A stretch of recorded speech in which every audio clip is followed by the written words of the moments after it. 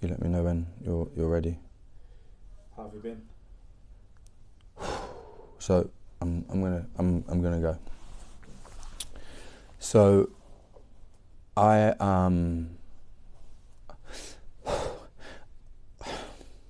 have to tell this story, and I'm very, oh my God, I rehearse this so much in my mind.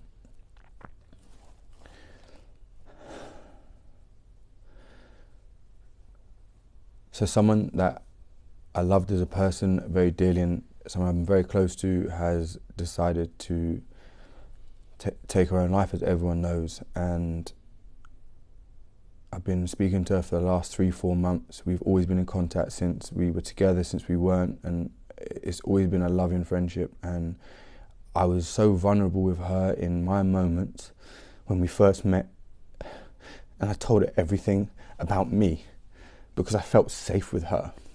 So I told her all the things that I was embarrassed and shameful about. And she made me feel okay. And ultimately, it was embarrassment and shame that killed her. So I'm telling everyone now what my most embarrassing and shameful moments are, because I know she knew I had the strength to do this. And we had spoken about how things had to change. I didn't know it was going to take this. So I'm gonna go straight into it. When I was 22, I was going through severe depression, and I was seeing a psychiatrist, and I had to keep turning up, keep playing as everything, as what my mum has taught me, and I love her for that, because that's how you get over things. It's one part of it. But Saturday night at 9 o'clock, when I was 22, I got a phone call from my agent saying, "The Sun are going to print a story about you trying to buy a gun." I'll tell you the story now of why this was happening. And I have a friend who used to own a nightclub in London, and he has looked after me my whole life. He's always been that guy that's always sent me out the back door. He's looked after me, and that might seem shady, and it might be shady, but at the end of the day, I was a kid that wanted to go out and have fun and party, as well as play, but I didn't even drink alcohol. Anyway, that is beside the point, but she knew everything about me, so this is what I'm about to tell you. And this is not going to be perfect, whatever.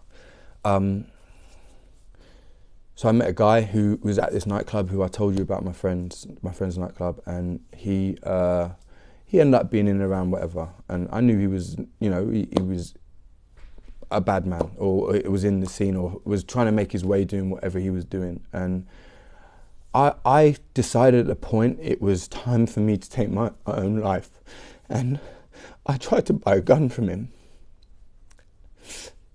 And I pulled out of it, and I tried to buy it, and I pulled out of it, and this went on for like 2 months. And I couldn't do it, because I had some fight in me. And so then he sold all the messages to the newspaper, to the Sun, and the Sun knew everything. And they phoned my agent, and they told it what was happening, and my psychiatrist had to get involved and speak and show the minutes, not the actual specifics, but how long I've been seeing him for, which was 9 months. And they weren't legally allowed to print it. But that was the start. That was something that I went through, and I have had to carry that. And she knew everything about me. And the reason why I'm saying this is because embarrassment and shame is not something that should make you do this. It's how we treat people and look after everyone, because everyone has embarrassment and shame to some sort of degree. Whatever it is, we be kind. We try and be gentle. Whatever it is, if someone is doing wrong, you give them a clip around here. Come on, fix on, whatever it is. But we don't need maliciousness. We don't need people going through your bins. We don't need people sitting outside trying to gather information. But at the end of the day, we've created what the media is. Because at the end of the day, if there's a good and bad story, the bad sells more. If the bad sells more, as a business, they're going to keep doing the bad. But until we make a change as human beings, as social media, which we now have the opportunity to do on social media, we can be kind and we can not read that, and we can do things and change perception and image and everything. So what I'm trying to say is, my brain, man. Fuck. So what I'm trying to say is, we can't just blame the media. We can't blame ourselves. It's just what has been created. But we can now change what is happening. We can move forward.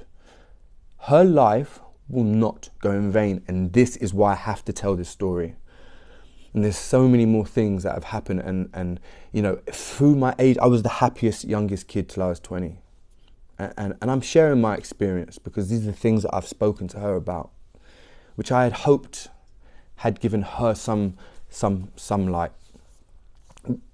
but ultimately it wasn't enough. And I'm not saying it was my fault in terms of I hadn't given the information, but I tried, because some people don't have the fight in them, or don't have the fight in them for 20 years. She was dealing with it for 20 years. I had 12 in me, and this is me broken. I'm not doing what she decided to do, because I'm doing this for her. So you need to understand that. Whoever listens and reads this, whatever.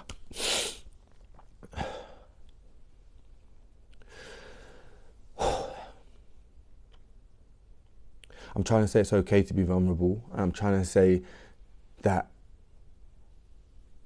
it doesn't matter what people say about you. I have worried my whole life what people say about me. I don't care anymore, because it's their opinion, it's their projection, it's their thing.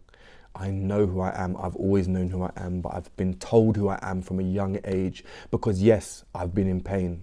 Because when I was young, my dad left me at 10, and my mum worked so hard for me to get a life which I should never have had. But that was how she had to do it. So she couldn't be about, she had to go and work. So I brought myself up. So I didn't have the love and affection I wanted. So I've caused myself pain through, meaningless sex, or painkillers, or drinking alcohol, which I hated. I never did till I was 21. And I'm saying these things out loud so people understand it's okay to be vulnerable. You can take it in any way that you choose, and that is also okay. But be kind. Not to me, I don't need that. I'm strong enough. You don't know what people have done and the people I've met.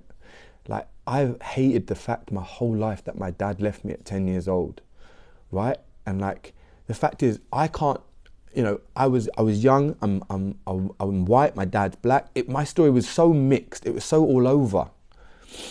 But I've always been made to feel like you're not white enough, or you're not black enough in whatever circle. It's always been different. And I've always hated it, but I haven't looked at the love and the opportunity I've had, which I do see now so clearly as to what my purpose is.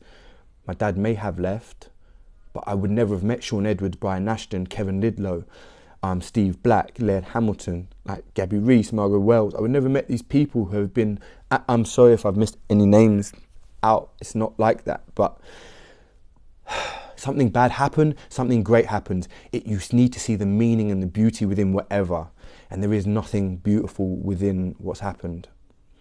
And the ritual is, I sit at home crying, and the ritual is, I have a lot of guilt, and the ritual of the moment is I have a lot of anger. But if I stay onto that, it will break me. So I have to see the meaning. She decided to call me in her last moments, when she was with her two best friends. How much love and trust did she have for me? Because we had been vulnerable and shared together. She felt it was a safe space. So I thank her for that, because I felt safe with her. But it needs to change. We need to be able to be vulnerable. It doesn't matter what scale it is. It doesn't matter if you tripped over and you feel a bit of shame and people are looking at you, and it's fine. Tell me one person that hasn't tripped over. But yet we want to criminalize or get into people, and I'm not trying to go at the media here. I'm trying to go at every single human being. It's not them and us, it's everybody. It's not just the CPS and us, it's everybody. I understand the CPS wanted to make an example of her. It is not their fault, but it is the society we've created. She did not deserve to be made an example of. Once again, something I've spoke to her about. Yes, I have made mistakes, but I experienced being made an example of. There is no excuse for my mishaps, my drink drive, whatever.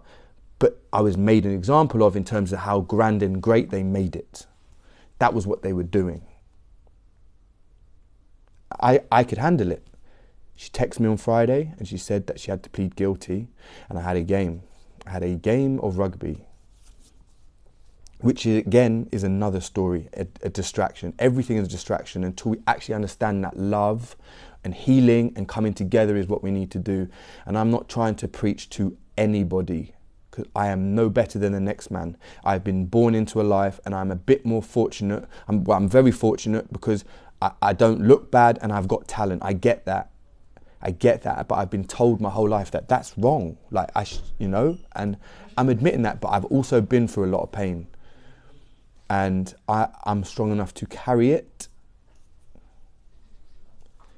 I'm strong enough to share my moments of vulnerability now, but I'm just asking that we're kind. I'm asking, if you have vulnerable moments and you have people you care about close to you, share it with them.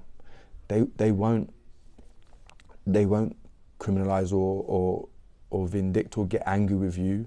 They'll love you more for it, I promise you. I told my teammates on Monday my story. I had teammates who I didn't even think liked me text me over the weekend the most beautiful message. It's the first time I felt love from a lot of people. But why does it take someone to die for this to be the case? And this is not me. Again, this is not my thing. This is my story I'm sharing, and you can take it any way you want.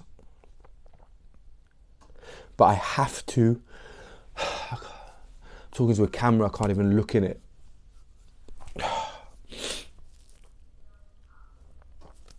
But I have to. Look, the light's gone, it's not perfect, whatever. I see clearly now, and I hate the fact that it's taken someone so kind and so beautiful and had just as many faults as me and you, but never malicious. She was kind, she was loving, she was... If I play like the voice note she sent me when she was broken and she was moved on, she spent the last 20 seconds asking how I am. And how's rugby, and how's this, and and what I'm trying to say is, we all have vulnerable moments and we all have moments of weakness. Talk. I've heard that said before 100 times, but I truly understand it now. And I'm going to finish on a story, because about 5 or 6 years ago, 3 women were assaulted on Richmond Green. And for 3 months, you didn't see a woman walk around Richmond Green on her own. But after 3 months, it kind of got back to normal, and women were walking on their own. So what I'm trying to say is, we're going to get a reaction. We're going to get lovely messages. We're going to get messages she should have felt when she was alive, right? And you don't feel bad for this. People shouldn't feel bad, because this is society right now, and she never understood it. So I'm explaining it from my point of view and hers and what we spoke about. But if I go back to the story, so we're going to get a reaction, we're going to get people being kind for a certain period, but it takes consistency in everything in life. You want to be great at something, you've got to be consistent with it. You've got to train hard, work hard, do what you've got to do. To be kind, you've got to be consistent. There's times life's going to make you want to be angry. And that is fine to feel those emotions, but do not project. Don't put on, talk, figure it out, speak. Because that's what I'm going to do, and that's what my promise is. I went to training Monday. I'm playing on Saturday, and I've been taught to do that by my mum. So when shit goes wrong, you stand up, and it's okay to feel sadness. That's what I'm telling you. I'm not going to sit home and do it on my own and hide and then eat it and I wear it and then I feel it. I have to release this for me. This is for me. This is for her. This is for young people who post pictures and feel horrible comments or whatever they might go through because they might not be strong enough to deal with it.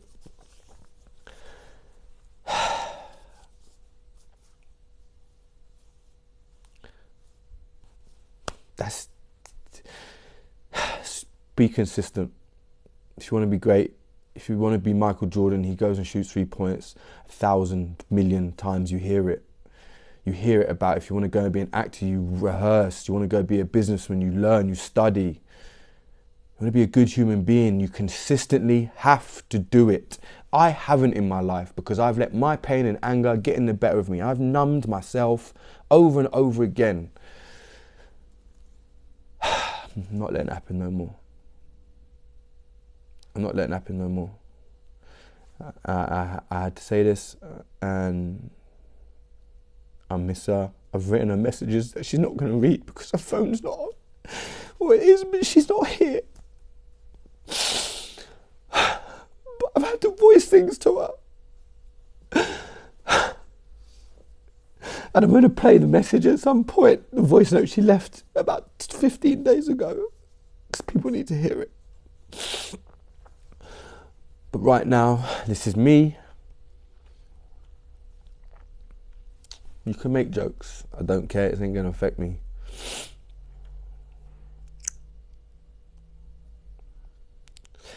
She's given me that. Because she's given me that, I'm sharing that with you. And I'm sharing it, but this is my experience and it's for me.